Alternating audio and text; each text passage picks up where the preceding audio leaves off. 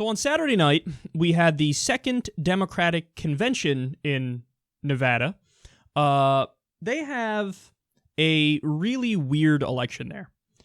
They do a caucus, and then they do a few conventions later on. I think that system is ridiculous. Honestly, I think, not to specifically single out Nevada here, but I think, I'm in New York. Who am I to complain? Because in New York, we basically shut out millions of independent voters because, God forbid, they vote for Bernie Sanders. That would be unacceptable. So the Democratic Party needs to control it to try to rig it for Hillary Clinton. And, you can't register within 43 years of the time you vote. All stupid shit. So we had the second convention yesterday, or over the weekend, I should say, in Nevada. And here's been the breakdown so far. Hillary won the Nevada caucus.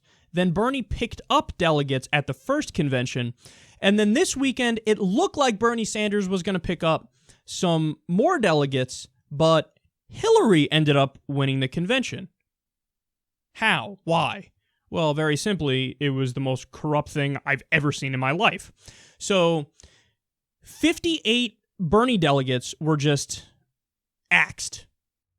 Raw Story explains, Nevada's Democratic State Committee defended excluding 58 Bernie Sanders delegates at their convention Saturday night, saying they failed to register properly before the final caucus. According to the Las Vegas Sun, Clinton took 20 of the 35 pledged delegates Nevada will send to the Democratic National Convention in Philadelphia this summer. Sanders supporters, who were slightly outnumbered by fans of Clinton, shouted down speakers, with California Senator Barbara Boxer called a bitch as she tried to speak.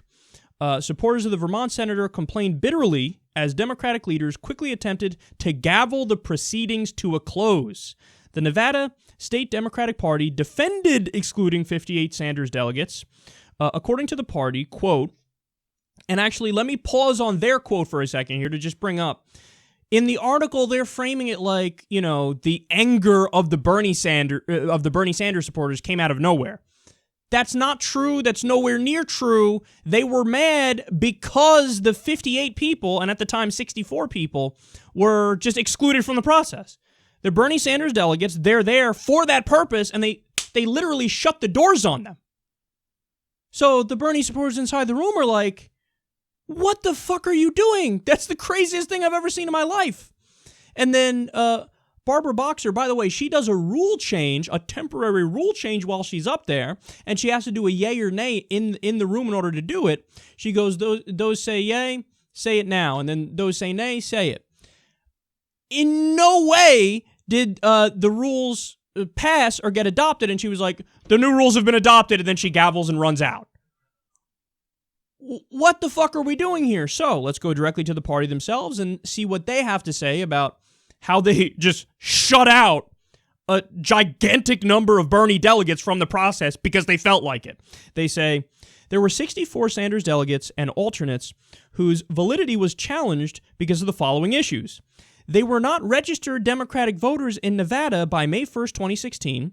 Their information, such as address, date of birth, and name, could not be found, and they did not respond to requests from the party and campaigns to correct it.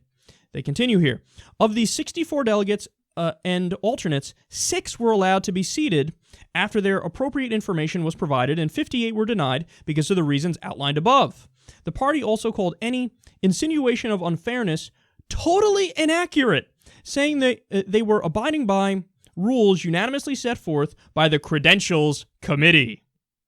Okay, so you hear that, and some people might go, well, okay, wait a second, that seems semi-legit. They're talking about registration issues, and they're talking about, attempts to correct something, and they didn't respond to the attempts to correct it. What are you going to do? I mean, it is what it is. Got paperwork issues happen, and they happen for Bernie supporters, they happen for Hillary supporters, and they happen all over the place. So how many Hillary supporters were not allowed in for the same reason? So paperwork issues, attempts to correct something, not getting it right, not registering in the proper way. How many? 0. Donut. What? Oh, it was a total coincidence. It was a coincidence that all of the so-called registration issues happened to be with Bernie delegates, 58 of them, 64 at the time, it became 58. 58 of them. And on Hillary's side, would you look at that? Everybody just happened to have the perfect paperwork. They registered exactly on time, and there's no fishiness here whatsoever. My ass cheeks. Why would you even do this? You don't even have to do this.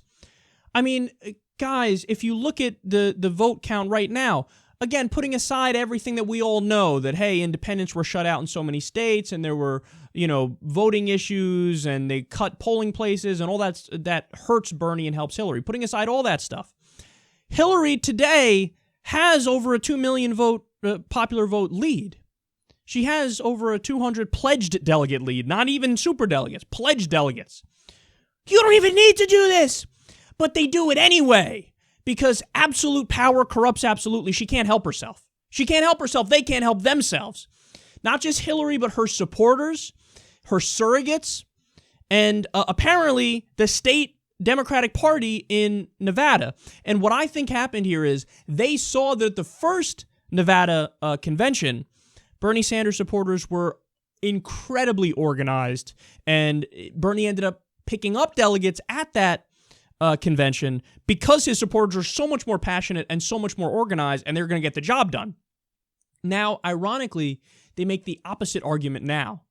They take the truth and they flip it on its head. It's an old Republican trick. You attack the strength of the opponent, where they say, oh, we were going to allow the 58 Bernie Sanders delegates to come in the room, but we shut the door in their faces. Why? Because they're so disorganized that they couldn't even get their fucking paperwork and their registration right.